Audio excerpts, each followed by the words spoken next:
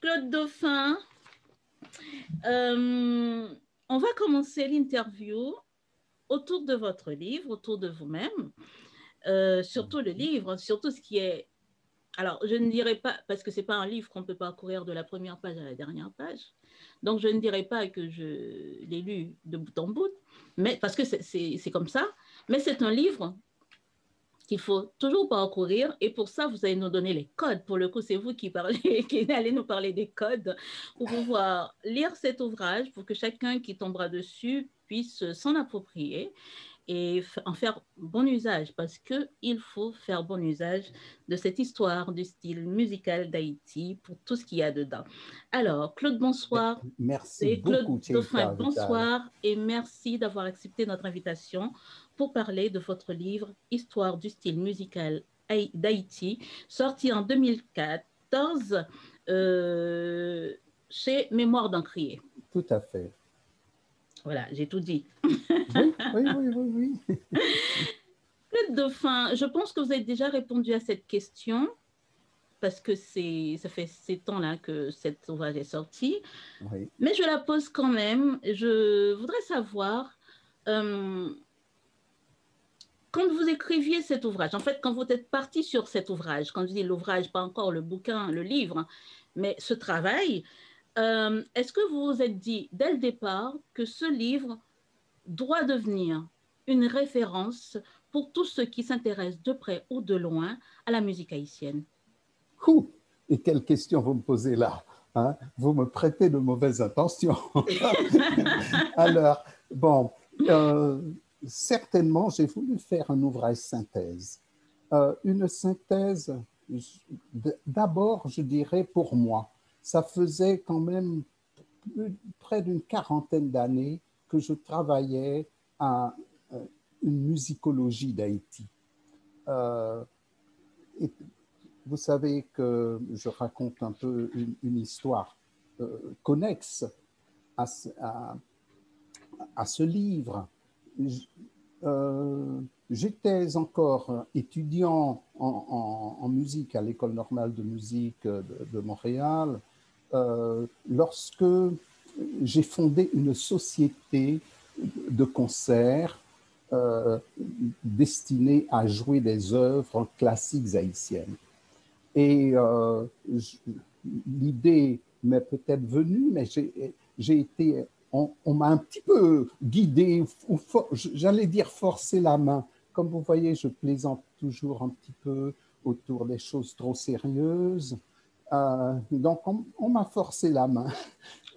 Qui m'a forcé la main? Deux personnes que j'admirais beaucoup. Vous parlez de Franck, Félix Hérissé? Parce que la non, question suivante, c'était ça. non, non, je n'ai pas connu Félix Hérissé, OK. mais je pensais à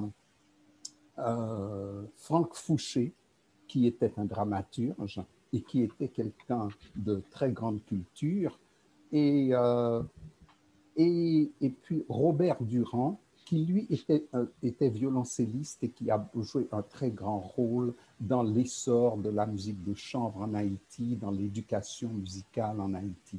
Alors ils m'ont dit, c'est rare qu'il y ait des jeunes comme vous à aller faire des études en musique. Est-ce que vous vous imaginez toute la variété d'œuvres musicales classiques, des compositeurs haïtiens, et il n'y a personne qui s'intéresse à cela. Et j'ai commencé immédiatement, j'ai pris ça au sérieux. Nous avons fondé cette société de recherche et de diffusion de la musique haïtienne à Montréal, qui est une société de concerts. Et très vite, lorsqu'on a commencé ces concerts, la question, je dirais, identitaire s'est posée. Je vous mets le cadre très vite. Lorsque vous mettez sur scène, sur une scène où on joue d'habitude de la musique classique et qu'on joue des compositeurs haïtiens ou des compositeurs antillais ou des compositeurs un petit peu en marge de l'Occident, et euh, dans la musique est jouée au piano, au violon, au violoncelle et avec le chant classique. Les gens demandent, mais enfin, qu'y a-t-il de particulier? Qu'y a-t-il d'haïtien là-dedans? Qu'y a-t-il de cubain là-dedans? Qu'y a-t-il d'antillais là-dedans? Je prends d'autres régions de la Caraïbe où on fait de la musique classique aussi. Et alors, donc la question identitaire s'est posée très vite à moi. Et comme j'avais aussi fait des études d'ethnomusicologie, j'ai entrepris d'analyser les œuvres des compositeurs d'Haïti pour voir de quoi ils s'inspiraient, où allaient-ils chercher leur signature identitaire, leur signature collective. Et donc, je suis allé en Haïti, j'ai non seulement fréquenté les musiciens classiques, mais aussi j'ai fait des enquêtes sur la musique du vaudou. Je suis allé dans beaucoup de cérémonies et mon premier ouvrage, en fait, était une étude sur la musique du vaudou qui s'intitule comment? Attendez-moi, heureusement que je l'ai gardé sous la main. Musique du vaudou, fonction, Oui, structure. j'avais noté. Oui, c'était votre Et, premier ouvrage. peut-être le deuxième. Sur Okay. Haïti. Le premier était un recueil de chansons enfantines pour l'éducation musicale qui s'intitulait Briques Colobrites. Et alors, donc, maintenant que j'avais fait tout cela, que je collectionnais des œuvres, des partitions, des œuvres classiques que j'analysais et que d'un autre côté, j'avais fait des terrains d'ethnomusicologie, que j'avais fait beaucoup de collectes de chants, de cérémonies. Et maintenant, je vois que le vaudou semble représenter une source d'inspiration très forte chez les musiciens savants, entre guillemets, c'est-à-dire qui ont fréquenté les conservatoires. Voilà. Et alors, je me suis dit, mais à un moment donné, il faudra bien dans ma vie que je fasse une étude pour expliquer le lien qu'il y a entre les deux. Et pour ça, c'est tout un éventail de pratiques musicales diverses.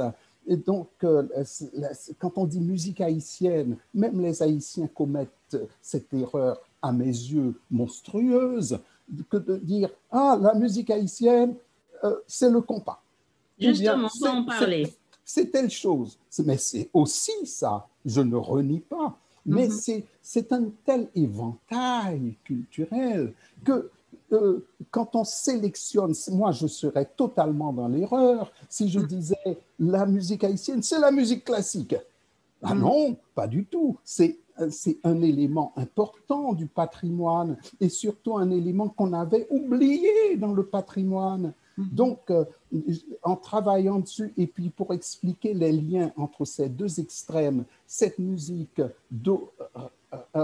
apportée par les déportés africains au cours de la colonisation, eh bien, le plus pur de cette musique, c'est bien la musique qui a été conservée dans les rituels, n'est-ce pas, que les officiants du vaudou ont voulu protéger comme héritage africain, vraiment. Et après, entre les deux, il y a eu toute forme de métissage. Et je veux dire entre le vaudou d'un côté et la musique classique de l'autre. Donc tout un éventail de métissage et de métissage culturel qui ont impliqué l'apport de culture européenne aussi. Hein. La France a joué un grand rôle aussi dans cette créolisation intermédiaire. Voilà. Et le livre, c'est ça. C'est-à-dire, les livres que j'écris, ce sont des problèmes que je me pose à moi. Je me dis, mais il faut expliquer ces choses, il faut que je m'explique ces choses, il faut que je travaille à une synthèse, à coordonner des extrêmes. Et voilà. Et donc, cette question m'a travaillé pendant 40 ans. Et puis, j'écrivais des petits textes par-ci, par-là. Je faisais des études approfondies ici et là. Et à un moment donné, non, il fallait vraiment... C'était trop pour moi pour garder dans ma petite tête trop Tout ça. légère. D'accord. Alors, il fallait que je me donne des assises. Voilà. D'accord, ok. Je parle trop, Non, sûrement. non. Alors, vous posez beaucoup de questions, et ceci très jeune. Vous êtes encouragé par deux personnes, un grand compositeur, chef d'orchestre, si vous dites Robert Durand, et Franck Fouché. Mais vous allez, pour faire ce travail-là, vous allez vous appuyer sur des éléments de travaux déjà faits. Alors, je parle là, maintenant, on peut vous partir sur les travaux de Félix Hérissé. Hérissé. Voilà. Est-ce que pour vous, c'est parce que quand vous avez vu ces travaux, il manquait quelque chose, qu'il fallait aller plus loin? Était ça la démarche, Claude Dauphin? Est-ce que vous aviez assez d'informations ou pas assez d'informations à partir des travaux de Félix Hérissé qui vous ont poussé, en dehors de ces encouragements, mais poussé à aller plus loin parce que vous êtes allé vraiment plus loin dans votre démarche? Je vous dis ce qu'avait fait Félix Hérissé. Oui, Ça a dites-moi. été le premier collectionneur, Ouais. de partitions haïtiennes. Et il a tenté d'expliquer les liens qu'il y avait entre les différents compositeurs, mais de manière très abrégée. Hein. C'est quelques pages manuscrites. Hein. Euh, et donc, mais le plus important de ce qu'il a fait, ça a été de non seulement nommer des compositeurs qui sont essentiels pour ce qu'on appelle l'école nationale de composition en Haïti. On pense à Lamotte, à Elie et Oxyde Gentil aussi, hein, dont le nom est très connu. Mais Oxyde Gentil a surtout œuvré dans la musique de fanfare, dans la musique militaire, tout en créant beaucoup en composant des œuvres qui sont inspirées de danses locales. Mais pour la musique de concert à proprement parler, il faut d'abord penser à Ludovic Lamotte et à Justin Elie. Et Hérissé, dans ses petites notes, griffonné une sorte de plan d'ouvrage, parce qu'il n'a pas écrit d'ouvrage, a quand même dit il y a un compositeur qu'il ne faut pas négliger et qu'on ne connaît pratiquement pas, c'est Edmond Saintonge. Voilà, il a signalé cela. Et moi, je n'avais rien d'Edmond Saintonge. Je l'ai découvert il y a 10 ans, à peu près, hein, en plus que ça quand même, disons près d'une vingtaine d'années, tout à fait par hasard. Vous voulez que je vous raconte cette histoire tout à fait Alors, oui, bouleversante? je vous laisse. C'est pas encore le temps. Ah ben, on a du temps si vous en avez, vous. Alors, ce que je voulais comprendre dans ce que vous nous dites, c'est que Félix Hérissé a évoqué, a parlé de lui. À quel moment vous êtes tombé sur Félix Hérissé pour qu'il n'y ait que 20 ans entre le moment où vous allez découvrir Edmond Saintonge? Est-ce que quand vous dites découvert, que vous avez découvert Edmond Saintonge, c'est parce que vous avez découvert ses partitions, ou bien vous connaissiez déjà le nom à partir de Félix Hérissé? C'est ça qui fait que j'attendais que... Mais ce nom ne me disait rien, parce que personne ne connaissait de sa musique. Il a fallu que l'ensemble de ces manuscrits me tombe dans les mains, disons, et pour que je commence à les analyser pour dire, oh, mais c'est drôlement important. Hérissé avait raison quand il a mentionné ce nom. Et voilà. Et c'est à partir de là que j'ai commencé à travailler. J'ai parlé un peu de ce compositeur dans l'histoire du style musical d'Haïti, disant que c'est un précurseur vraiment incontournable. Et parce que le volume de musique qu'il a laissé, c'est impressionnant. Hein.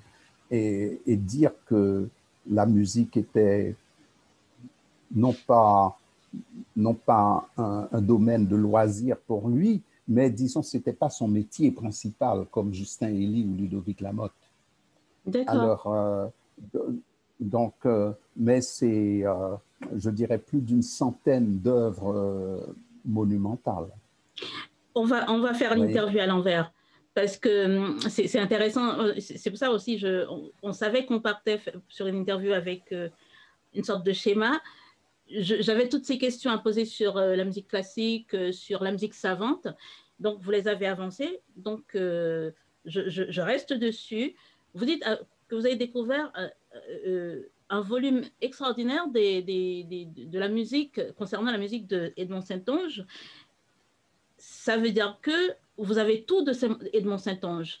Et à l'inverse, il y a des compositeurs pour lesquels vous n'avez eu à voir. Vous allez pouvoir nous parler de cette société qui recueille les partitions que les gens vous envoient et qui a permis à Célimène Daudet d'ailleurs de pouvoir sortir un disque magnifique qui marche mais tellement bien en France.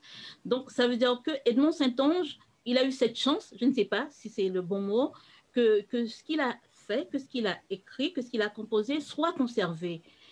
Et les autres, était-ce une question de chance? Qu'est-ce qui s'est passé?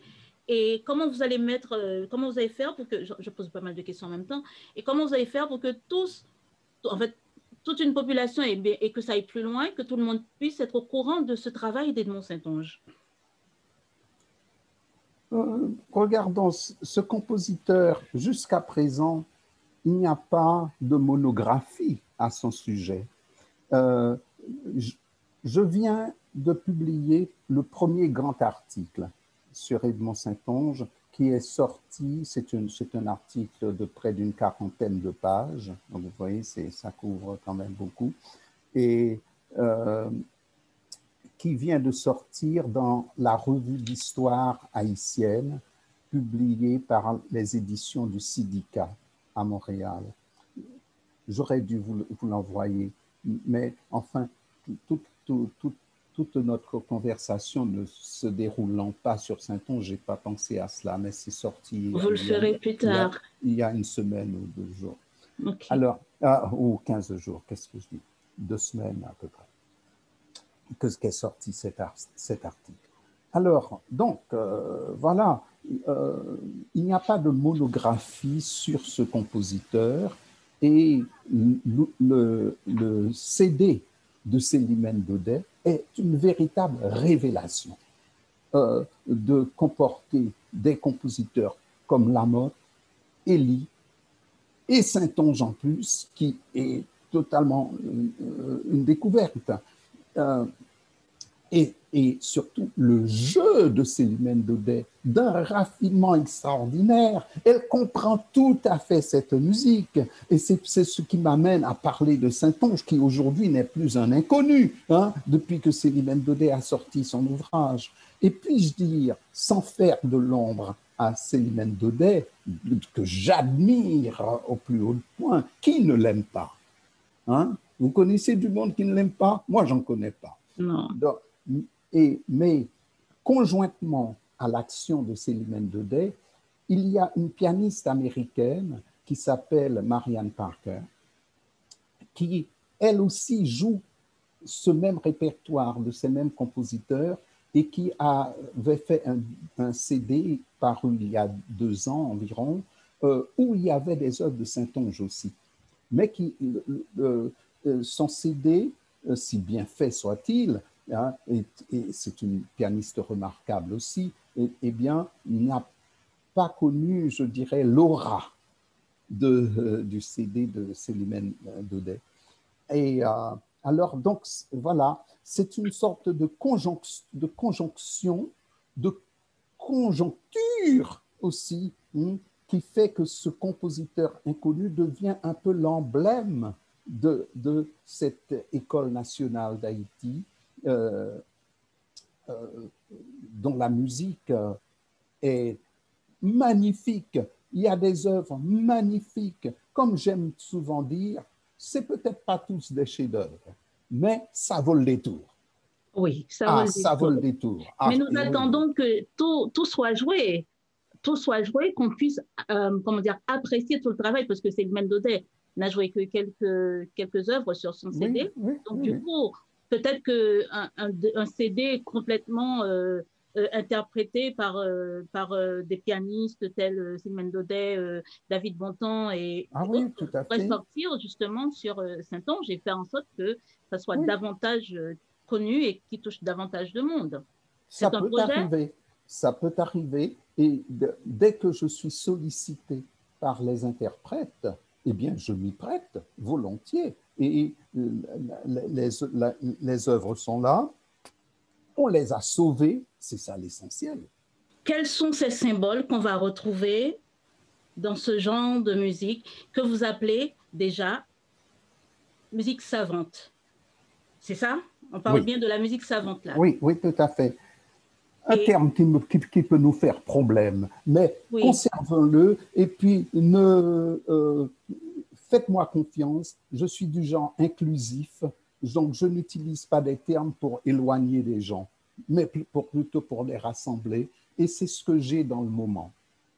N'est-ce c'est ce pas? que C'est ce on peut vous dire n'avez pas aussi trouvé autre musique de chose. concert. Non, mais je ne l'ai pas inventé non plus. Vous voyez, En effet. oui, voilà.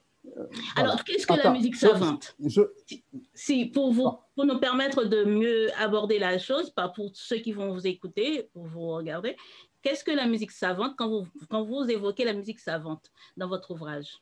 donc, il s'agit d'œuvres qui dont la constitution n'est pas simple au premier abord. Euh, tout ce que vous pouvez appeler musique classique, il y a toutes musiques classiques qui sont assez légères, mais normalement, quand vous allez au concert et que vous allez écouter une symphonie de Mahler qui dure 1 heure, disons, c'est pas toujours très avenant. C'est pour y entrer, pour y pénétrer et pour décoder, eh bien, ça prend très souvent une initiation, c'est-à-dire une étude, un petit peu comme dans la littérature savante. Il y a des romans légers, il y a des romans, et je ne le dis pas de manière méprisante, à l'eau de rose, n'est-ce pas, qui vont nous accrocher vite, mais il y a quand même, si vous lisez un écrivain comme Musil, comme Robert Musil, écoutez, vous êtes devant un ouvrage d'une complexité incroyable. Alors, donc, nous sommes dans une écriture plus savante que légère, que populaire. Vous voyez, et la même chose existe en musique. Voilà. Alors, donc, mais auparavant, vous m'aviez posé une question à laquelle je tiens à répondre. Mais est-ce que je peux vous apporter un exemple pourquoi ce quatuor qui dure la demi-heure et plus de Robert Durand, donc c'est une œuvre complexe qui est en 4 mouvements, et, et c'est-à-dire, si vous voulez, 4 morceaux qui semblent être individuels, mais qui en réalité sont connectés entre eux. Et donc, alors, et cette œuvre pour 2 violons, alto et violoncelle, qui en plus est dédié à 2 compositeurs tchèques, Dvorak et Smetana. Qu'est-ce que cette œuvre a d'haïtien? Où se trouve le symbolisme local là-dedans? Je pourrais rentrer dans beaucoup de détails avec vous, mais je vais en prendre un qui est simple. Allez-y. Pour que nos auditeurs puissent bien suivre ce défi que vous me posez là. Hein, C'est un défi. Alors, donc, l'œuvre est en 4 mouvements. Donc, le premier qui est un allegro, le deuxième qui est un andante, et le troisième mouvement, dans la structure d'un quatuor à cordes, et ça depuis la période classique de Haydn, Mozart, Beethoven, eh bien, le troisième mouvement est généralement une danse. Si ce n'est pas un menuet, c'est un scherzo, c'est-à-dire quelque chose d'enjoué et même d'un peu une sorte de plaisanterie qui n'est pas toujours la bienvenue, hein, tellement ça nous réserve de surprises, de pièges, etc. Et alors, à la place de ce menuet classique, habituel, qui a toujours été le troisième mouvement de tout l'équateur, eh bien, Durand a mis une méringue qui est la danse considérée à l'époque comme la danse nationale d'Haïti. D'accord. Oui, et c'est une méringue qui n'est pas légère, elle est fondée sur je dirais, sur des structures, des premières manifestations de la musique syncopée qui ont été relevées en Haïti ou depuis l'époque coloniale à Saint-Domingue au XVIIIe siècle. D'accord. Donc, c'est savant dans ce sens-là, que ça va chercher profondément, ça ne reste pas au niveau de la surface. Ah, on a envie de danser, eh bien dansons. Non, non, non, non, ça demande une réflexion. Et je me fais un devoir en tant que musicologue, c'est là que je me sens interpellé en quelque sorte.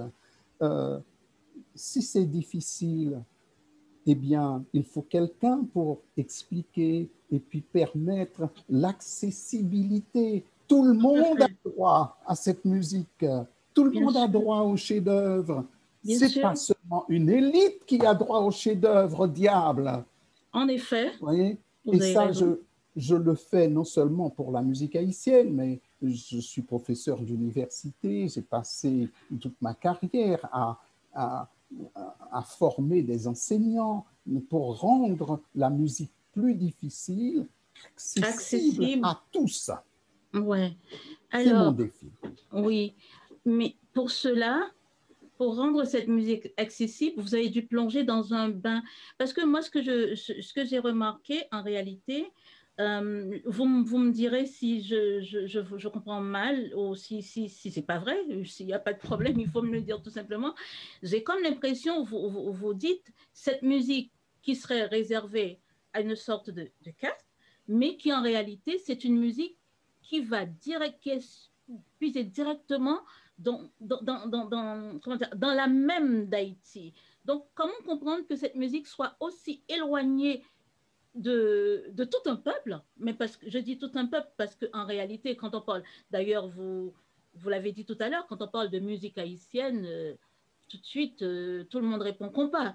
Alors que tout le travail qui est fait au niveau de la musique savante, ou en tout cas, musique classique, si je dis mal, vous me le direz, ça a été puisé dans l'âme. Je dis l'âme parce que des fois, ça me dérange de dire le folklore, en fait. Donc, je dis dans l'âme même haïtienne. Donc, comment comprendre qu'il y a autant d'écart alors que justement, c'est cette âme-là qui nourrit cette musique savante, classique. Voilà, je sais pas. Comment comprendre ça? Je vais partir de loin. Euh, je ne crois pas avoir dit que si vous demandez à tous les Haïtiens, ils vont dire quelle est la musique haïtienne, ils vont vous dire le compas. Attention, si je vais rencontrer un Oungan ou un tambourineur d'un temple vaudou, je dis c'est quoi la musique haïtienne? Il ne va pas me répondre le compas. Vous voyez que sa musique rituelle est quelque chose sur laquelle, en fait, nous avons peu de renseignements et que nous méprisons à cause de notre ignorance. D'accord? Et Mm. tous les genres musicaux, puisqu'il y a une grande variété de genres musicaux en Haïti, comme partout, vous me direz, oui, mais puisque nous parlons d'Haïti, parlons de ce cas-là, eh bien, tout ce que je dis, c'est que trop souvent, les gens qui connaissent un genre et le genre peut-être le plus à la mode, d'accord, eh bien, ils disent, ah, c'est ça, rien d'autre n'existe. Et en fait, notre travail d'éducateur dans n'importe quel domaine, tout comme dans le domaine artistique et le domaine musical, c'est de révéler l'existence de cette multiplicité de genres qui sont cachés par les gens plus faciles. Voilà, c'est tout ce que je dis. Ou si Mm. vous voulez, par les gens commerciaux. C'est tout ce que je dis. Vous Mm. voyez, n'oubliez pas que si vous demandez au Ingan ou au batteur du temple vaudou, il ne vous répondra pas que c'est le compas, la musique haïtienne. D'accord? Donc, comme je vous dis, eh bien, voilà des deux genres inconnus sur lesquels j'ai travaillé et que j'essaie aussi, si malgré le fait qu'ils soient situés dans des extrémités, j'essaie de faire le lien, de voir comment c'est significatif dans l'ensemble de notre culture. Il n'y aura jamais des foules à courir derrière la musique du vaudou. Ce n'est pas des masses, hein, ce sont des initiés, la plupart du temps. Un petit peu de commercialisation alentour, mais très peu. Et tout comme il n'y aura jamais de gens à prendre la rue en faveur de la musique classique, non, on ne s'attend pas à ça. On ne veut pas de ça. On veut quelque chose qui soit partageable et partagé. C'est ça l'ambition. Mon ambition est une ambition éducative. Et voilà, dans la musique plus commerciale, je ne dis pas qu'elle vaut rien, surtout pas. J'en parle aussi dans, n'est-ce pas? Eh bien, j'ai des choses à apprendre. J'ai des choses à apprendre tous les jours. Il y a des personnes qui se spécialisent là-dedans, mais qui connaissent toute la petite histoire du compas. Et quand ces personnes parlent, j'écoute. Je veux savoir.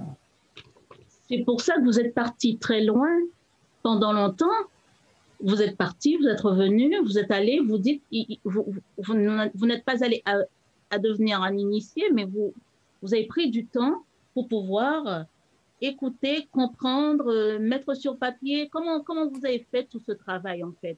Parce que vous avez écrit à un moment donné, vous étiez sur le terrain de 74 à 82 pour faire quoi, en fait? Comment vous avez réparti toutes ces années? Comment vous avez pu travailler et emmagasiner toutes les informations que vous avez finalement pour pouvoir écrire ce bouquin qui s'appelle L'histoire du style musical d'Haïti? Et qui est sorti D'ailleurs, en j'ai une question après pour 2014. ça. Hein? Qui est sorti en 2014. En 2014. En 2014, Donc, c'est-à-dire, oui, maintenant, on va c'est partir de longtemps 80. après. Oui. C'est très long tout ça. Alors, d'abord, si vous permettez que je rectifie une petite information, je n'ai pas séjourné en Haïti de 74 à 82. J'ai fait 2 séjours d'enquête en Haïti en 74 qui a duré 2 mois et je suis retourné 3 mois en 82. Et voilà. Et ça, c'est essentiellement pour faire mes terrains d'ethnomusicologie. Et bien sûr, qui ont touché la musique du vaudou, qui ont touché la musique enfantine, qui ont touché les contes chantés, principalement ces 3 domaines. Donc, vous voyez, je suis toujours attiré quand même vers ce qui est un peu laissé pour compte, sans jeu de mots. Non, mais je comprends bien, c'est vraiment ça. Voilà. Alors, et donc, j'y crois, je vois la grandeur, je vois la nécessité de cette dimension du patrimoine qui sont menacées parfois de disparition et je les valorise. Je les valorise par l'étude, je les valorise par la diffusion. Voilà. Et l'écriture fait partie de mon travail de musicologue. Ce livre, je ne sais pas, l'histoire du style musical d'Haïti est peut-être le 10e ouvrage que j'avais écrit, oui, sur la musique. Sur la musique. Donc, et comme je vous ai dit, mon souci était d'abord de m'expliquer, de faire des liens entre tout ce que j'avais observé. Et croyez-moi, très souvent, je vais chercher dans cet ouvrage une information qui me manque. C'est-à-dire qu'il ne me vient pas tout de suite, justement parce que je classifie les découvertes, les renseignements de telle manière que ça peut servir à d'autres, mais aussi à moi, lorsque ma mémoire flanche, lorsque je me pose des questions, ah, mais oui, regardez, donc j'avais fait ce lien-là. Vous voyez, c'est pour moi un ouvrage comme ça, c'est un outil de travail, c'est un manuel. Il n'y a personne qui va lire ça pour faire passer un mal de tête. Non, certainement pas. Pour s'informer, oui. Pour se Oui, renseigner, oui. oui, oui, Oui, oui, oui. tout à fait. Mais Voilà, Claude Dauphin, dites-moi. quel est le lien finalement dans tout ça? Parce que moi, vous avez dit le lien à plusieurs reprises et j'avais cette question qui était en suspens dès le moment où on a commencé. Tout ce travail que vous avez fait, quel est le lien entre tous ces gens qui finalement donnera ce que vous avez écrit, le style musical haïtien? C'est quoi le style musical haïtien? Finalement, quand on sait qu'il y a tous ces gens autour sur un même territoire, c'est quoi le style musical haïtien? Quel est le lien? C'est une recherche, c'est une tentative d'explication unitaire. Euh, si toutes ces variétés, ces genres musicaux existent, eh bien, dans un même pays, il faut chercher qu'est-ce qui les unit. Et lorsque, à parcourir les œuvres occidentalisées comme ça de la musique haïtienne, comme la musique de concert, comme cette musique dite savante, comme cette musique dite classique, eh bien, que cherchent les compositeurs? Ils cherchent différentes choses. Si vous me dites ça, vous avez raison. Et ils ne cherchent pas qu'une signature collective. Non, il y a des œuvres qui sont des œuvres, par exemple, écrites sur des poèmes, des mélodies accompagnées. Eh bien, là, très souvent, le compositeur est tourné vers son âme propre et essaie de rendre quelque chose qui est très personnel et ne se soucie pas nécessairement du collectif. Mais dans la musique instrumentale, comme les quatuors à cordes, les trios à cordes, la musique pour piano seul, eh bien là, on va voir davantage un souci de rechercher une signature collective. Et cette signature collective, très souvent, est dans un ensemble de petits motifs rythmiques euh, qui peuvent sembler dansants généralement sur cinq temps, pam, pi, pam, pi, pam, pam, pi, pam, pi, pam, etc. Et quelque chose du genre. Là, je viens de citer un peu par cœur une deuxième voix d'une œuvre de Franz Cassius, qui est un des compositeurs importants de cette école aussi, qui a composé pour la guitare et dont je dirais le plus brillant d'ici, il est à Paris avec vous, c'est notre ami Amos Coulange. Et alors, donc, mais tous ces compositeurs cherchent une petite signature collective comme ça qu'ils trouvent dans le rythme, dans un motif rythmique. Mais il y en a qui vont plus profondément. Par exemple, tout à l'heure, je vous ai parlé de ceux qui s'inspiraient des mélodies du conte chanté. Ah, eh bien, ils vont chercher aussi, même si ce n'est pas nécessairement rythmé en syncope. Euh, mais il y en a qui vont faire sortir de leur analyse de cette musique des gammes particulières et qu'ils vont utiliser dans leur composition. Et à partir des gammes particulières, eh bien, comme la gamme pentatonique qui est souvent présente dans ce genre, dans cette tradition musicale d'origine africaine, eh bien, à partir de cela, ils vont tirer des principes d'harmonie pour faire des structures d'harmonie, des marches harmoniques qui sont propres à eux, mais aussi fondées sur du matériau issu du terroir. Vous voyez? Alors, ce sont tous ces procédés-là qui fait qu'on parle de musique savante, c'est-à-dire fondée sur une certaine science de la musique. Et non pas seulement sur l'intuition.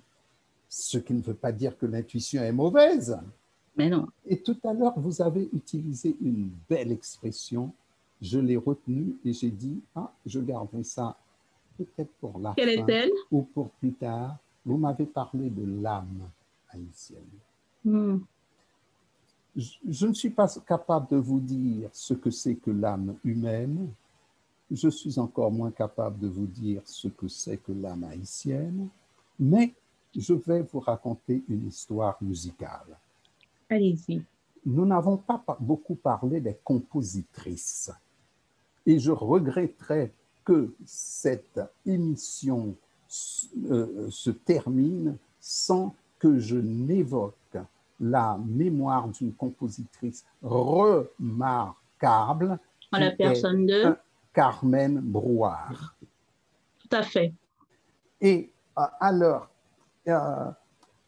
Carmen Brouard a suivi le même parcours que je n'arrête de décrire là depuis le début avec les Justin Elie, Jäger Huber qu'on n'avait pas nommé non plus, Franz Casseus, Ludovic Lamotte.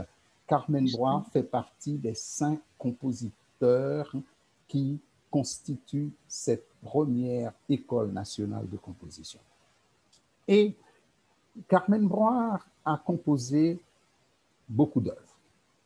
Elle a aussi un répertoire immense, grandiose. Et sa langue musicale est assez moderne. Et donc, ce n'est pas là qu'on va trouver la petite mélodie pour nous endormir, sentimentale, etc. Non, non, non, non, non. La preuve avec Baron Lacroix. Par exemple, bravo. Donc, vous connaissez bien ce dont je parle. Et elle a une sonate qui est un chef-d'œuvre de la culture caribéenne, je dirais, qui s'intitule la sonate vaudouesque. C'est une œuvre en 3 mouvements pour violon et piano. Et lorsque cette œuvre a été jouée pour la première fois dans les années 60, je pense en 67 ou 68, si je ne me trompe, et un critique de journal, c'est Roger Gaillard, je crois, qui a écrit L'âme haïtienne dans une sonate. D'accord. Et c'est ce que je voulais garder pour vous.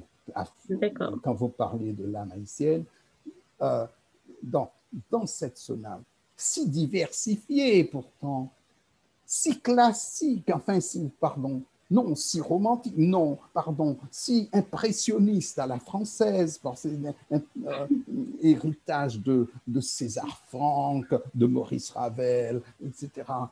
Eh bien, dans cette œuvre-là, gît l'âme haïtienne.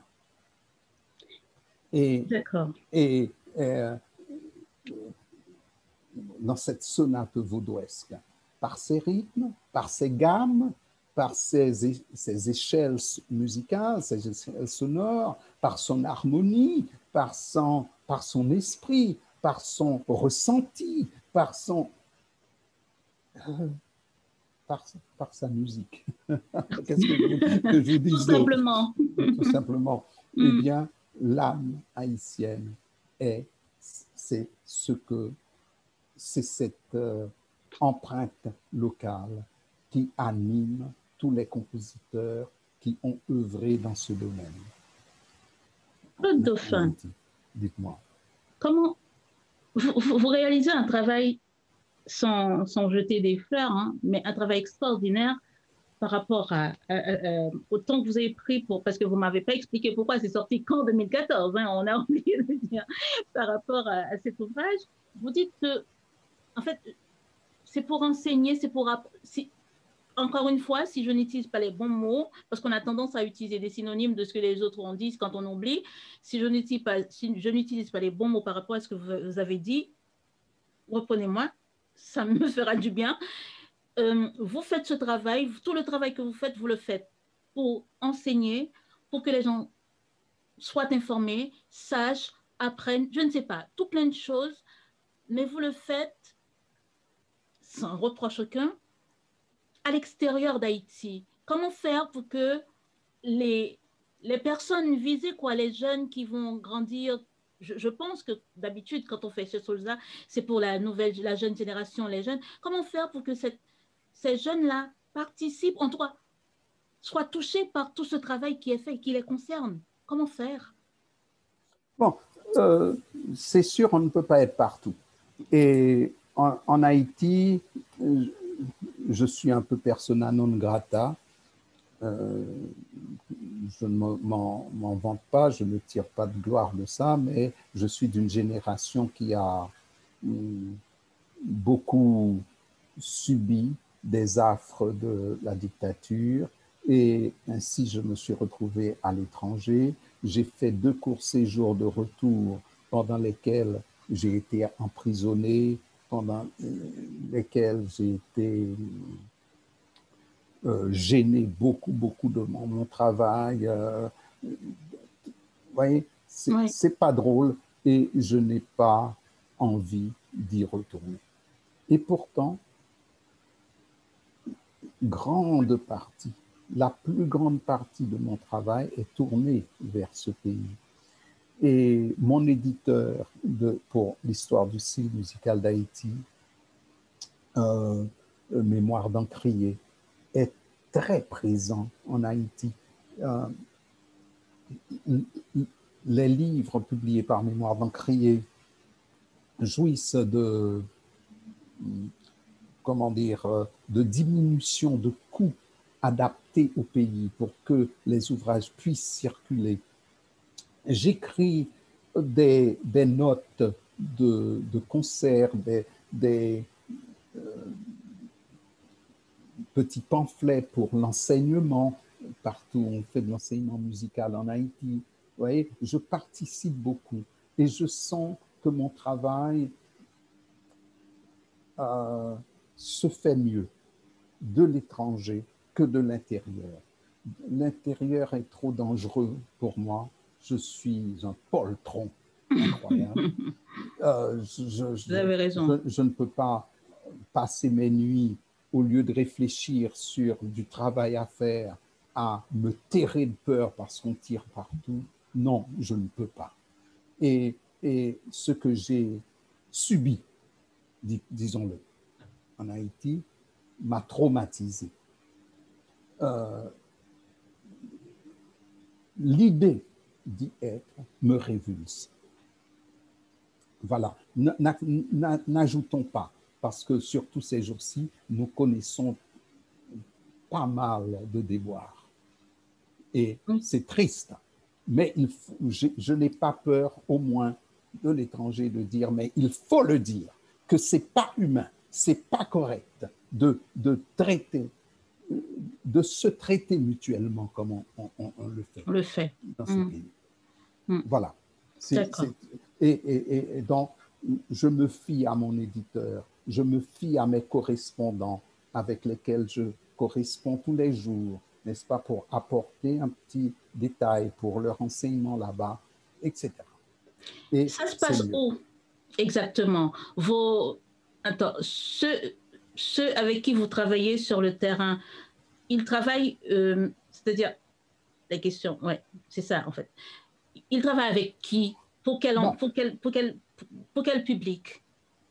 bon, il y a l'école Sainte-Trinité, qui est ce qu'on appelle une école à vocation musicale.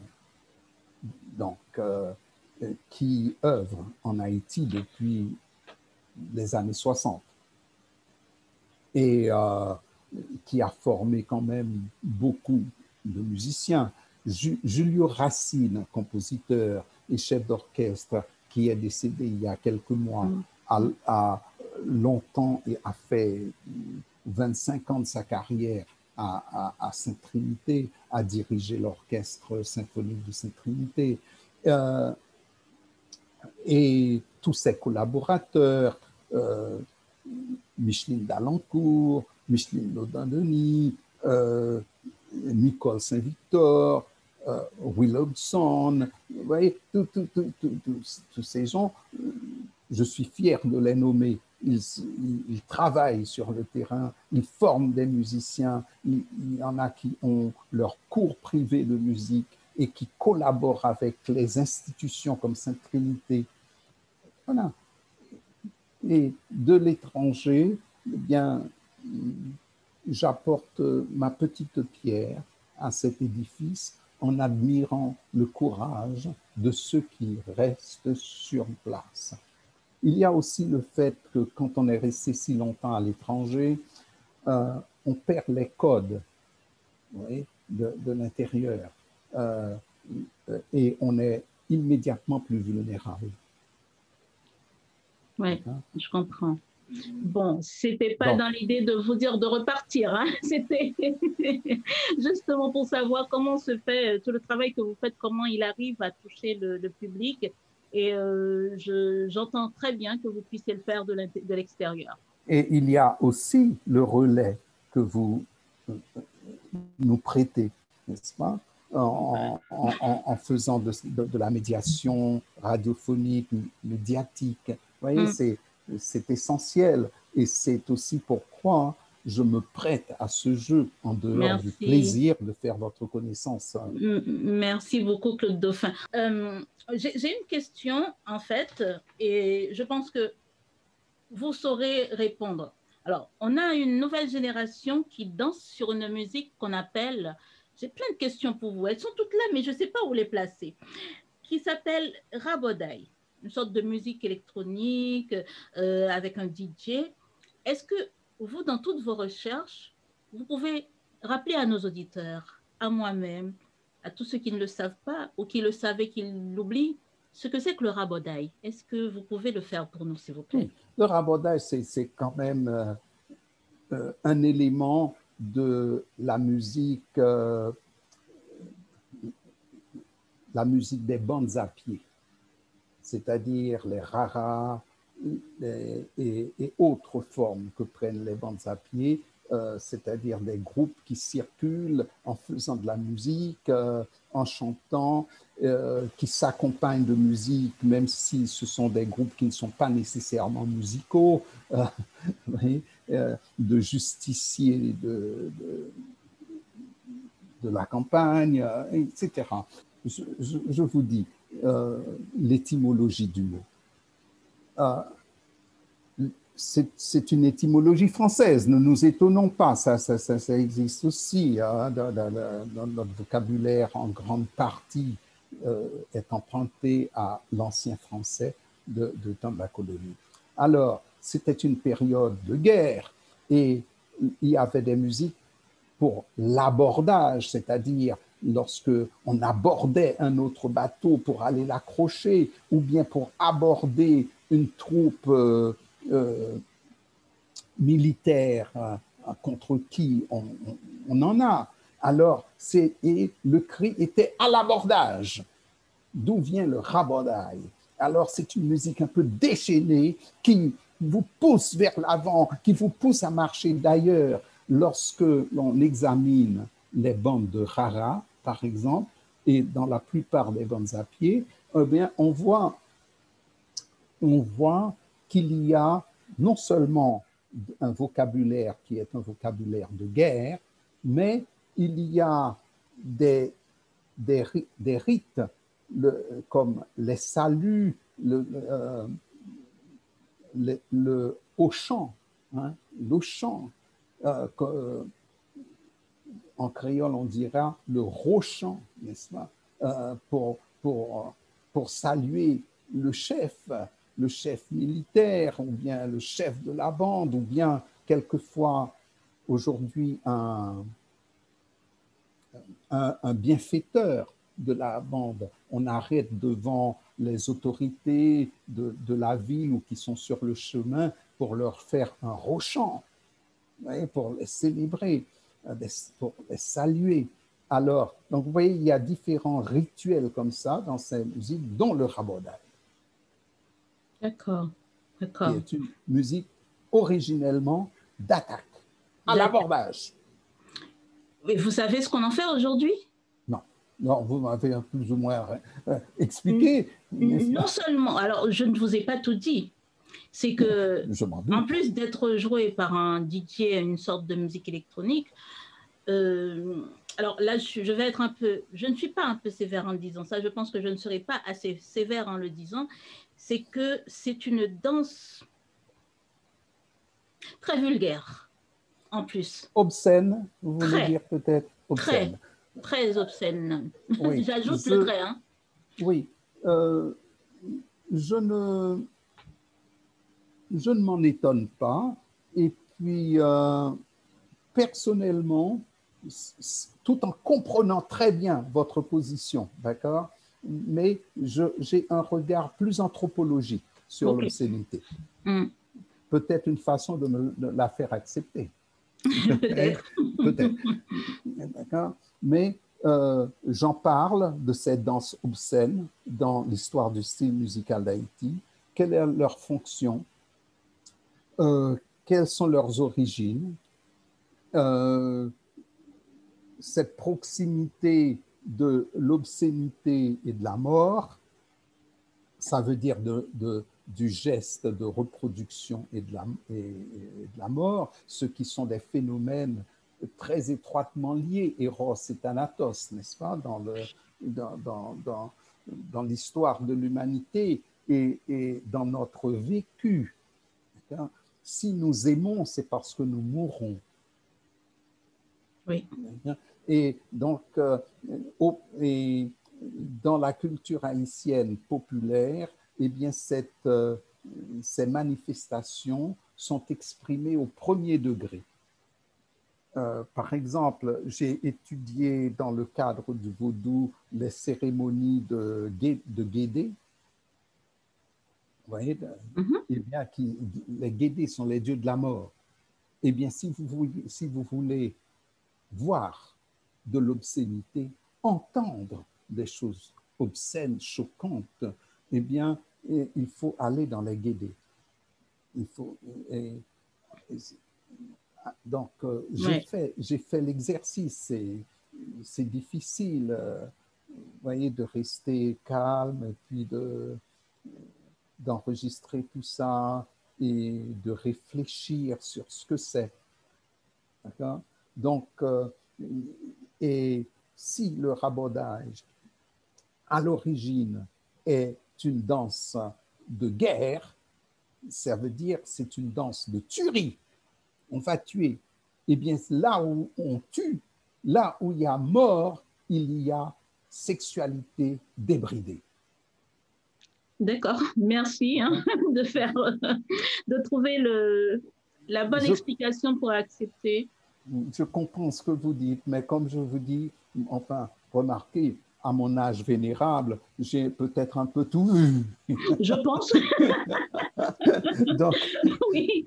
Alors, vous avez très bien compris surtout que c'est pas que je sois choquée, mais c'est juste, je me dis, c'est détourné en fait. C'est là où je n'ai pas tout à fait peut-être accepté le fait que le raboda en soi, ce son qu'on va retrouver dans le tambour de Tiroro, et soit présenté de cette façon-là, comme c'est peut-être un petit côté intolérant de ma part. Vous voyez, l'obscénité, c'est cela. C'est ce qui est montré sur la scène, mais qui franchit l'arrière-scène, qui nous emmène au-delà pour voir ce qu'on ne veut pas voir. Oui, oui, je vois. Quelle est l'obscénité? Quel est le principe même de l'obscénité? Si vous saviez combien vous comprenez, d'accord, comment est-ce qu'on peut être horrifié, mais quelle image est-ce que c'est? Nous n'avons que ça en tête, vous voyez, et je vous comprends très bien, mais je dirais, pour nous aider à comprendre, pour nous aider à voir, eh bien,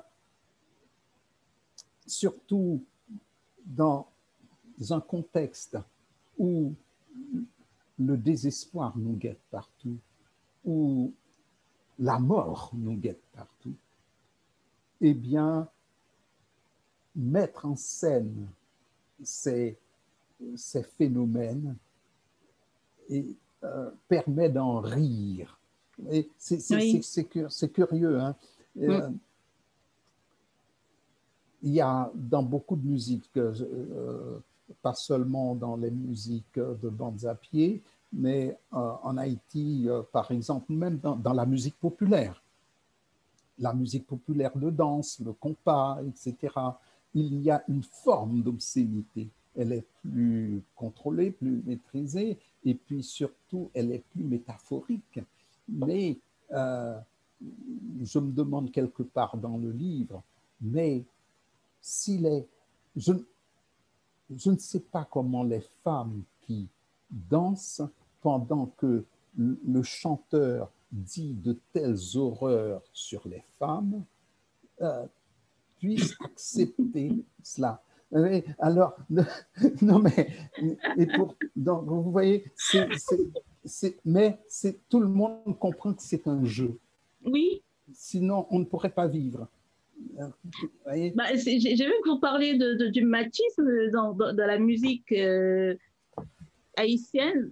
Il y a qu'aujourd'hui que les femmes le vivent mal, en fait.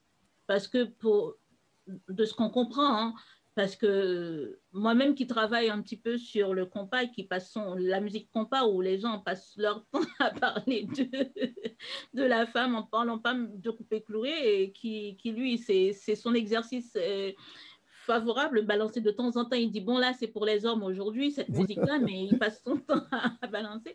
Donc, je pense on a su comprendre que c'était je ne sais pas comment on l'a compris à l'époque, mais en tout cas aujourd'hui ça ne passerait pas. Aujourd'hui ça ne passe pas. Pendant qu'on dit ça, on a de ces comportements qui sont contraires à ce que les gens veulent nous faire entendre, nous faire croire de ce qu'ils sont horrifiés par la façon dont on voit les femmes, la façon dont on les présente.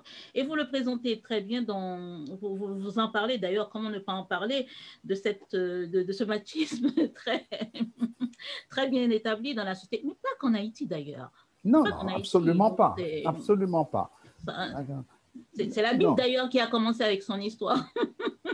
Oui, oui, oui. La Bible qu'on nous présente, c'est ça qui a commencé avec son histoire, donc on va pas mal le vivre. C'est le petit côté obscène, oui, qui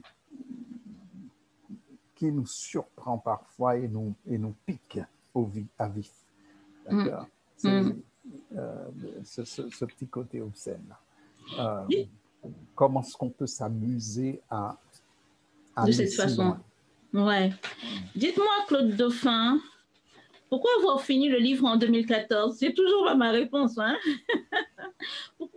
Bon, il fallait... Je l'ai terminé trop tôt. Vous voyez, j'aurais dû être encore en train de l'écrire. Alors, vous faites un 2? Mais chaque fois que je loue, je dis, mais c'est pas possible d'aller dire des conneries pareilles. Dites-moi une seule connerie, comme ça, je vais la lire tout de suite, moi. C'est quoi la connerie? Non, c'est pas des conneries, c'est vraiment...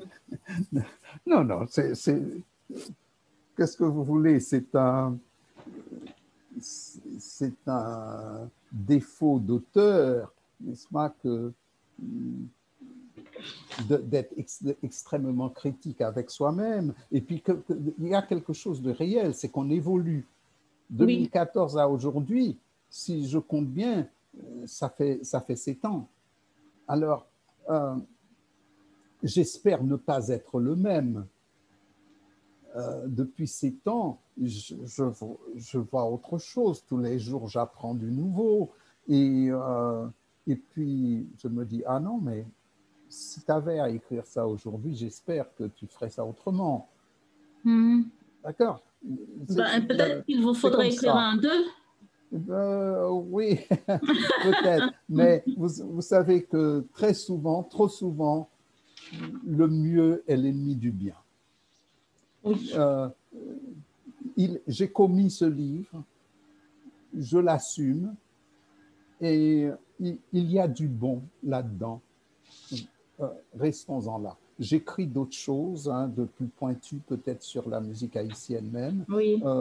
Simplement peut-être parce que ce livre donne des codes qui peuvent recevoir du plus pointu, comme cet article que je vous enverrai sur Saint-Onge. Donc, je voulais vous demander, est-ce que dans toutes ces recherches, dans toute cette classification, parce que quand même vous avez réussi à classifier un petit peu la musique, est-ce qu'il y a une hiérarchie en fait? Est-ce qu'il y a une hiérarchie dans les genres musicaux qui constituent le style musical haïtien spécifiquement? Est-ce qu'il y a et ça viendrait d'où cette classification? C'est vous qui l'avez faite ou bien est-ce qu'officiellement il en existe une? lorsque un scientifique classifie, il n'intervient pas arbitrairement. C'est parce qu'il y a des réalités qui sont juxtaposées et dans lesquelles il essaie de lire un certain ordre. Alors, je suis devant la culture musicale haïtienne comme un scientifique, je dirais, des plantes, comme Linné devant des plantes, et qui dit, ah ben voilà, ça c'est telle espèce, et de cette espèce-là, nous avons telle variété. Vous voyez? Donc, toute proportion gardée, c'est peut-être à cause de ma formation de musicologue, eh bien, voilà, je suis amené à vouloir analyser. Analyser, c'est défaire, c'est dépecer, c'est mettre ces pièces ensemble, n'est-ce pas? Je suis dans le moteur de ma voiture, je démonte le moteur, eh bien, je mets les boulons ensemble, je mets les vis à côté, je mets les hélices de l'autre côté, etc. Et je sais que ce sont des catégories de choses qui sont différentes et qui vont s'assembler à un moment donné. Parce que dans la culture, il n'y a pas d'imperméabilité. Oui. Oui. Donc, si ça répond à votre question, c'est le pénible travail de l'analyste, quoi. Ouais. D'avoir. Mais Pénible. oui, c'est difficile. Et peut-être ça explique tout le temps qui a passé avant que je ne produise un livre acceptable. D'accord. Vous voyez, c'est démonter quand même des choses et des choses qui ne se mesurent pas toujours au mètre, voyez, Mm. de, parce que ce sont des faits culturels. Et on a toujours des doutes, on essaie de contre-vérifier. Je ne sais pas, l'autre jour, ce que j'ai été lire dans un truc ancien, et puis qui m'a fait voir que l'analyse que j'avais faite d'une petite mélodie qui fait partie, qui est citée dans une sonate de tel compositeur haïtien, et par la structure, ça, ça me révélait la forme d'une mélodie ancienne, peut-être de l'époque coloniale. Il y a toujours, elles sont toujours présentes comme ça, à l'époque de la formation du peuple haïtien, la formation de l'État. Et lorsque je lis, ah, mais non, c'était une mélodie que tel groupe populaire chantait pour faire danser dans les années 50, etc. Oh, si aujourd'hui j'avais à me prononcer sur la même chose, eh bien peut-être que je pousserais mon analyse plus en Mm. détail pour Mm. voir si ce groupe-là lui-même n'a pas emprunté une petite mélodie plus ancienne qui était dont la structure est quasiment une comptine enfantine. Mm. Et Mm. alors, donc peut-être que j'ai raison, mais toujours est-il que je suis confronté avec une nouvelle réalité, une nouvelle information qui m'arrive comme ça et que je Mm. n'avais pas lorsque j'écrivais le Oui. résultat de mon analyse. Vous voyez, Oui. donc, c'est un tourment Mm. aussi, un livre. Oui. Je vois. Est-ce Voilà. qu'il y a une hiérarchie dans ces genres-là? Dans ces genres, s'il y en a une, je lutte pour la contredire. Parce D'accord. que vous voyez, ça dépend qui nous sommes, comment nous regardons la vie. Si je vous vois dans votre antre avec photos de Karl Breuer derrière vous, des livres, vous êtes dans votre bibliothèque personnelle, eh bien, je me dis, ah, mais c'est une personne qui a une vie intellectuelle Mm. riche. Donc, voilà, c'est une personne qui va donc s'intéresser peut-être à une musique qui est pensée, une Mm. musique qui est structurée, une Mm. musique qui s'élabore peut-être trop, etc. Mais elle va être attirée par ça. Donc, elle va mettre ça à un niveau supérieur. Mais en même temps, moi, j'aime discuter avec tout le monde. Je rencontre quelqu'un qui me dit, mais qu'est-ce qu'on a à faire de votre foutue musique classique? Moi, donnez-moi. Immédiatement, je suis intéressé à comprendre aussi. Et, vous voyez, un petit peu comme je vous expliquais pour ces questions de la place de l'obscénité, les symboles d'Eros et Thanatos, etc. Donc, immédiatement, je suis aussi intéressé à comprendre cette musique qui se décode avec les reins, qui se décode avec les genoux, qui se décode. Mais il y a une structure là-dedans. Et donc, de quel droit j'arriverai pour dire ma musique de concert là, dont je suis le plus grand spécialiste là, eh bien, elle est supérieure. Vous comprenez? Et ça me donne aussi le fait que ça soit si clair dans ma tête que toute hiérarchie est interrogeable, est contestable. Et je suis le premier à les contester, même si, comme vous, j'ai du goût pour l'intellect et que je comprends mieux l'intellect que les genoux. D'accord. Oui. Mais celui qui comprend avec les genoux, eh bien, je veux le comprendre. Voilà. J'en suis là. C'est-à-dire, je ne dis pas qu'une hiérarchie n'existe pas ou elle n'a pas sa raison d'être, mais ce n'est pas à moi de la proclamer, parce que ce serait dangereux, parce que je suis quand même, c'est vrai, un spécialiste. Et si je désigne, je dis « Ah, cette chose est supérieure à une autre », ça peut avoir des conséquences, ça peut mettre des gens sur une mauvaise piste d'incompréhension d'abord, de mépris ensuite, et ça, c'est pas mon histoire. Je suis un interculturel enragé. C'est bien. D'après vous, en fait, parce que quand on parle de genres musicaux, on a le compas, la musique racine, le troubadour. Vous allez tout m'éclairer sur tout ça si c'est vrai. On a le rara. Le rara, est-ce qu'on peut l'inclure dans le vaudou? Vous me direz. Et puis, on a l'impression qu'il y a une musique qui prend le dessus. Comment peut-on expliquer cela? Je dis une musique qui prend le dessus, je vais le nommer. On a l'impression que le compas prend le dessus sur tous ces genres. Comment peut-on expliquer cela? Est-ce que c'est parce qu'il existe une certaine facilité à l'appréhension?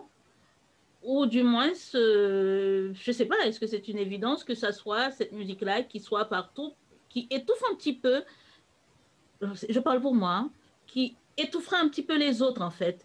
Et comment peut-on expliquer cette emprise un petit peu, j'utilise des grands mots, du compas sur les autres genres? Je crois que dans toutes nos sociétés, il y a toujours des genres musicaux qui ont un plus grand impact. Dans une société qui est ouverte au commerce, eh bien, aujourd'hui, la musique compas, et depuis longtemps d'ailleurs, est une musique qui profite de la technologie des studios, qui se diffuse bien. Il y a des choses extrêmement charmantes, je dirais, pour l'oreille, à l'époque où le compas naissait avec son inventeur Nemours Jean-Baptiste, ou bien l'adversaire de Nemours Jean-Baptiste, Weber-Sicot, avec son cadence rampa, eh bien, c'était des musiciens qui savaient faire sonner leurs ensembles musicaux avec des instruments, des cuivres extrêmement chatoyants. Et Et il y a un héritage de tout cela dans les petits groupes, même les groupes qui électronisent leur musique aujourd'hui et qui s'appuient sur toute une connaissance au studio de Manhattan. Vous voyez? Donc, il y a une dimension commerciale derrière tout ça, et je ne le dis pas de manière péjorative, d'accord? Il faut que cette musique se vende, hein. La musique classique en Occident aussi s'intéresse d'être vendue, etc. Vous voyez? Donc, il y a toujours cette dimension-là, et lorsque la musique qui est présentée arrive dans un contexte qui lui est favorable aussi.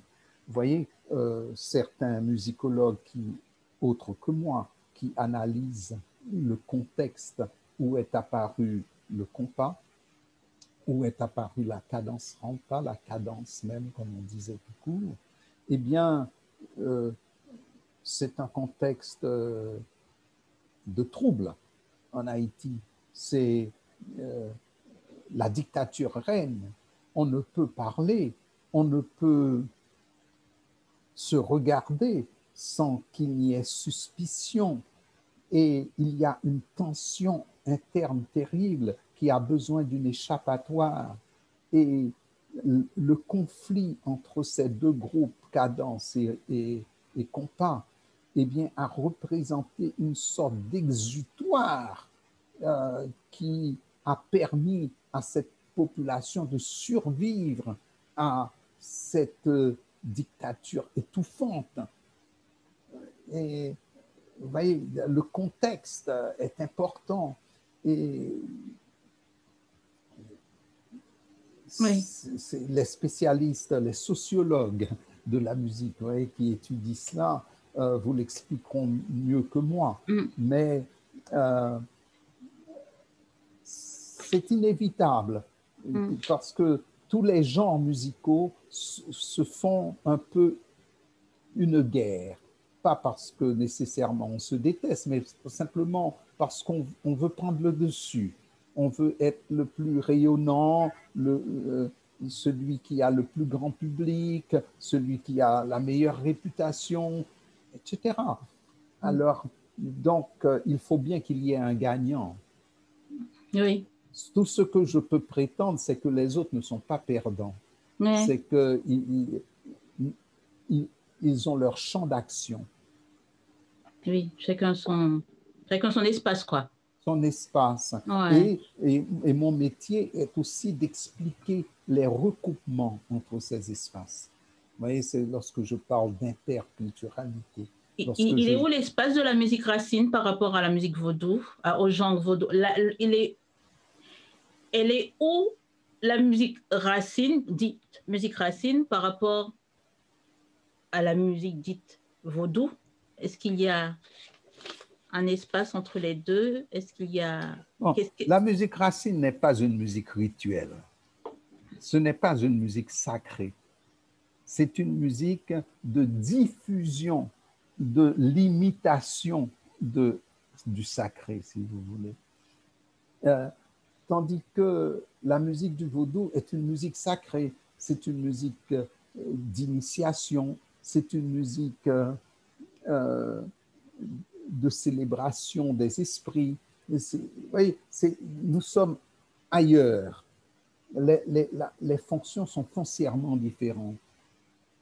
Même si, là encore, tous les genres musicaux populaires ou classiques vont s'inspirer du vaudou, parce qu'on dirait que le vaudou, c'est notre dénominateur commun. C'était une question que j'allais vous... Alors, ce n'est pas une question, c'est une remarque, parce que je préparais une émission et j'ai eu l'occasion d'écouter un échange qu'a eu Marc Lamar, qui était le fondateur du groupe Les Diables du rythme de Saint-Marc, et grand musicien de maternelle qui a sorti son livre récemment, les 160 voilà, et donc il disait, alors c'est là où peut-être que vous allez me dire, vous allez reconfirmer que tout est lié, parce que on cherche un lien en réalité, que le compas de Nemours Jean-Baptiste, en fait, Nemours Jean-Baptiste n'a rien créé, n'a rien inventé. Et que son compas, c'est sorti d'une musique en bâtonnelle dans le département de l'Artibonite et qu'il a juste pris, alors, comment il dit, ce son-là et qu'il l'a quelque peu ou beaucoup modernisé pour l'amener au public. Donc, il n'a rien inventé, mais c'est encore une fois ce qu'il dit, et il le chantait en le disant, c'est que finalement, c'est cette musique qu'on appelle vaudou, parce que est-ce que c'est oui, parce qu'il parlait du tambour, de tout ça, qui amènerait tous ces gens et qui nourrirait tous ces gens. Donc, est-ce que ce vaudou-là, c'est le lien qui est créé entre toutes les musiques, tous les genres musicaux d'Haïti? Il y a beaucoup là-dedans. Je connais la pensée de Marc Lamarre. J'ai contribué à la parution de ce livre. Je trouve quand même que lorsqu'on dit cela, on dit vrai et on dit faux. Ou si vous voulez, on dit moins vrai. Ce que j'aurais aimé clarifier avec les personnes qui disent « Ah, c'est de la musique en bâtonnelle qui a donné le compas », qu'est-ce que la musique en bâtonnelle? On va un peu vite en me disant « c'est la musique du vaudou ». La musique du vaudou va se définir comme musique de péristyle et très peu comme musique en bâtonnelle. Je vais vous dire un exemple simple, et j'en ai assisté à des cérémonies du vaudou. La tonnelle est une structure avec de la paille ou des feuilles de grandes palmes, n'est-ce pas, que l'on établit sur des supports, sur un support assez élémentaire. Et le péristyle n'est pas recouvert de paille. Je vais vous dire pourquoi. Et de végétal. Parce que sous le péristyle, il y a du feu. Dans le vaudou, on utilise des flammes, on lève des torches. Et tous les péristyles que j'ai vus, c'est une structure architecturale de ciment élémentaire, si vous voulez, assez brut, et recouvert de tôle. Donc, on n'est pas en bâtonnelle, d'accord? La musique de péristyle est de la musique de péristyle. La musique en bâtonnelle est une musique de danse paysanne légère. Donc, oui, avant de discuter de cette affaire, je veux savoir de quoi on parle. Bon, maintenant, que Nemours Jean-Baptiste se soit inspiré de la musique de danse paysanne, qui était ce qu'on appelait en général la meringue paysanne. Parce qu'il y avait une meringue de ville, il y avait même une meringue de concert, comme dans le troisième mouvement du Quatuor de Durand, dont je vous ai parlé. Mais, cette meringue-là était la danse nationale d'Haïti avant que le compas n'arrive. Donc, que Nemours Jean-Baptiste se soit inspiré de la meringue, mais je comprends très bien, si quelqu'un me parle un langage simple et me dise cette réalité-là, je dis, mais voilà quelque chose de simple et de clair. Nous sommes entièrement d'accord. Et est-ce que cette meringue était paysanne, de l'Artibonite plus particulièrement, vous savez? Autre phénomène normal chez tous les humains, le chauvinisme. Moi aussi, je suis artibonicien. Je suis né au Gonaïves. Donc, si je mets en doute devant un autre artibonicien que le compas ne vient pas de l'Artibonite, eh bien, D'accord? Je ne suis pas mieux que mort. Donc, mais croyez-moi, Peut-être qu'il a dit à un autre endroit. croyez-moi, cette meringue était partout. Elle était à tous les niveaux. Et on ne crée jamais à partir de rien. Là encore, voilà une vérité qui est dite. Vous voyez, c'est la vérité que dit M. Lamarre. Mais j'aimerais apporter des précisions, j'aimerais qu'on soit plus clair avec moi, euh, sans contester. J'aime pas contester. Mais voilà, mais je veux savoir mieux de quoi on parle. Et Weber-Sicot aussi a utilisé la meringue telle qu'elle était. Et ce qui a été déterminant, ça a été l'influence latino dans l'orchestration de ces musiques-là. Euh, tous ces gens ont joué avec des groupes cubains qui étaient de passage, avec des musiciens qui savaient faire résonner. Et, euh, ils sont nombreux les musiciens haïtiens de cette époque, Issa El Sayé, etc., voyez, qui ont développé la connaissance de ces instruments-là et les ont fait briller dans une structure musicale qui est totalement enivrante. Oui, oui. D'accord.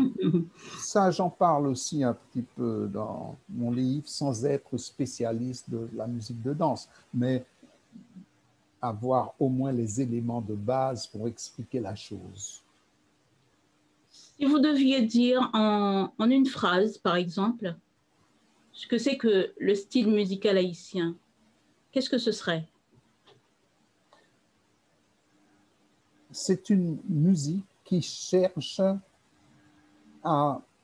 Non, pardon, je me reprends. Ce n'est pas une musique qui cherche. C'est un effort du chercheur de retrouver des liens fondamentaux entre une grande variété de genres.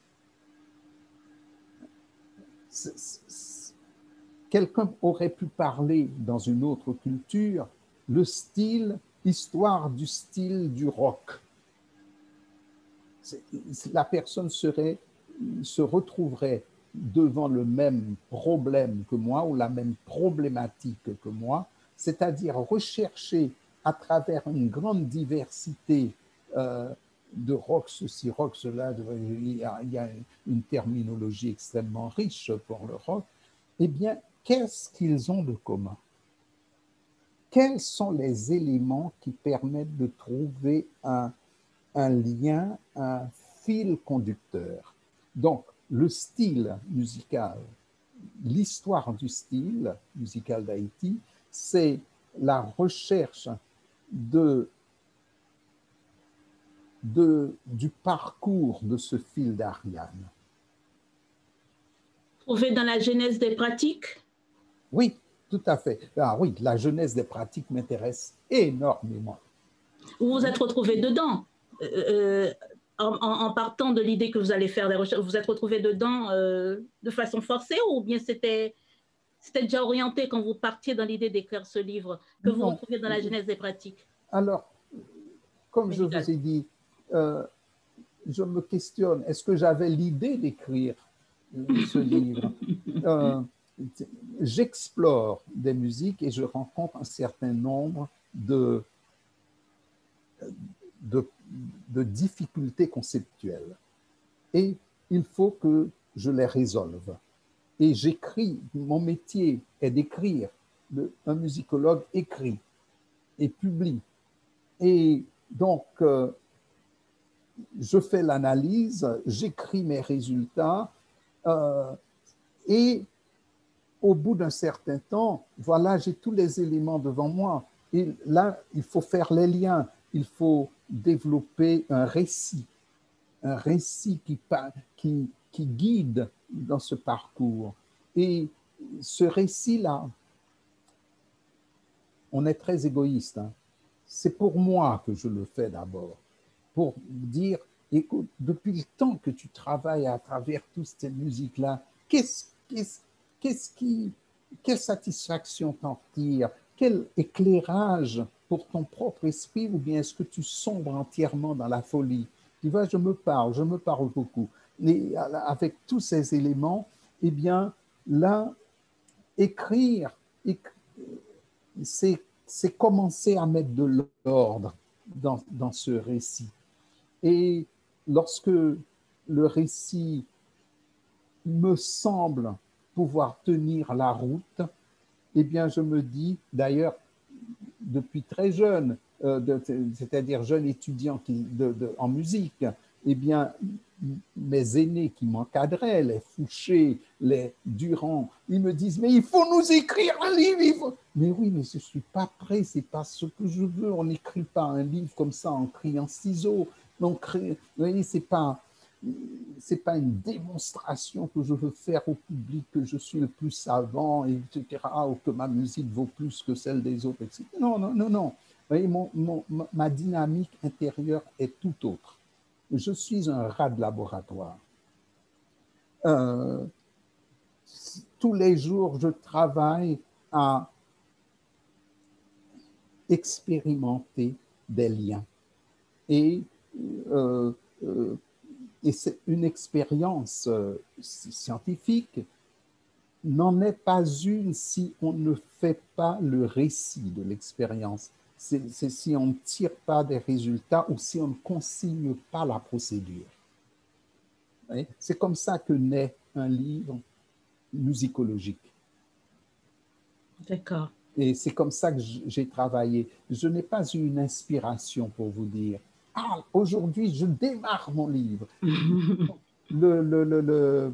Si vous voulez, l'effet que ça peut faire d'une introduction qui accroche, eh bien, l'introduction vient après. De dire, bon, maintenant c'est bien beau de m'être raconté cette histoire à moi-même. Maintenant, comment je vais, voilà, Rodney Saint-Éloi, directeur de mémoire d'Encrier depuis le temps qu'il me dit, mais quand est-ce que tu me présentes un manuscrit, sachant que j'ai publié ici, là, quand est-ce que tu me présentes un manuscrit? Alors, quand j'ai mis de l'ordre dans mon récit, j'ai dit, mais eh bien, c'est peut-être le temps de répondre positivement à Rodney Saint-Éloi et de parler à son lectorat. D'accord. Oui, c'est comme Oui, ça que je procède. je vois. C'est peut-être une réponse un petit peu emberlificotée, mais Non, c'est... non. Voilà. Et je comprends très bien, ça me va. C'est très bien répondu. Donc, ça veut dire que pour le moment, vous ne savez pas trop, à part l'article que vous venez de sortir sur Saint-Onge, vous ne savez pas sur quoi vous travaillez. Vous êtes en mouvement. S'il y avait un livre que je devrais préparer en dehors de ces conférences que je fais là, il y a l'ouvrage de Franck Lassègue, qui lui-même était compositeur, mais aussi musicologue, et qui a écrit un ouvrage qui est apparu en 1919, des études critiques sur la musique haïtienne, donc sur Gentil, sur Lamotte, sur Elie, sur je ne sais quel autre compositeur. Et chaque fois que je relis cet ouvrage, je me dis, mais il faut d'une édition critique de cet ouvrage. En fait, un jeune chercheur haïtiano-français, enfin qui étudie à Strasbourg, m'a dit récemment, mais je sais que vous avez l'ouvrage, pouvez-vous me le numériser, me l'envoyer? J'ai dit, ah ben oui, sauf que je vais vous raconter dans quelles circonstances j'ai eu l'ouvrage. Au tout début de mes recherches, dans les années 70, au début des années 70, j'ai dépisté ce livre de Lassègue. Je suis allé, bien sûr, il n'existait nulle part ailleurs. Donc, la bibliothèque publique de New York en avait un exemplaire. Je dis, bon, est-ce que vous voulez me photocopier ça? On me dit, vous blaguez. Dans l'état du livre, Si on le met sur un photocopieur, les pages se désintègrent sous l'effet de la lumière. C'était vraiment difficile à faire. Alors, je fais la démarche, me permettez-vous au moins de copier à la main? Donc, j'ai tout recopié à la main, le livre, et, et plus je copiais, plus je lisais, eh bien, je mettais mes annotations personnelles. Et aujourd'hui, donc, après, rendu à Montréal, j'ai mis ça à la dactylo. Donc, ce que le jeune chercheur voulait, c'est que je lui envoie ce travail de base. Alors, comme il y a toutes mes annotations là-dedans, je me dis, bon, pour rendre l'ouvrage disponible, il faut que je travaille à une réédition, mais une réédition critique, c'est-à-dire avec mes notes, avec l'éclairage d'autres philosophes de la musique, d'autres esthètes de l'époque de la SEG, pour présenter aussi qui est la SEG. Bien sûr. Alors, je travaille à ce livre actuellement. C'est tout un plaisir pour moi de pouvoir avoir ce livre en main et en plus de pouvoir discuter avec... Écoutez, moi je vais vous dire, vous faites votre travail avec maestria. Et vraiment, tout ce que j'ai déjà entendu de vous m'a séduit. Et vous m'avez fait l'honneur de m'inviter. Hein? Bon. Et vraiment, c'est pour moi, c'est un honneur, vraiment, d'avoir été comme ça en conversation avec vous pendant 2 minutes. Merci beaucoup. Ah, je dis 2 minutes? Non, 2 heures qui m'ont paru 2 minutes. Je ne voulais pas le dire pour pas que vous me disiez que je vous ai trop gardé. Non, non, non, non. 2 heures qui m'ont paru être 2 minutes. Vraiment, c'est extraordinaire. Le temps est un phénomène purement psychologique. Merci beaucoup, Monsieur Dauphin. Merci à vous de m'avoir accueilli comme ça, comme si j'étais de la maison. Mais vous êtes de la maison finalement. C'est très émouvant pour moi. Merci beaucoup.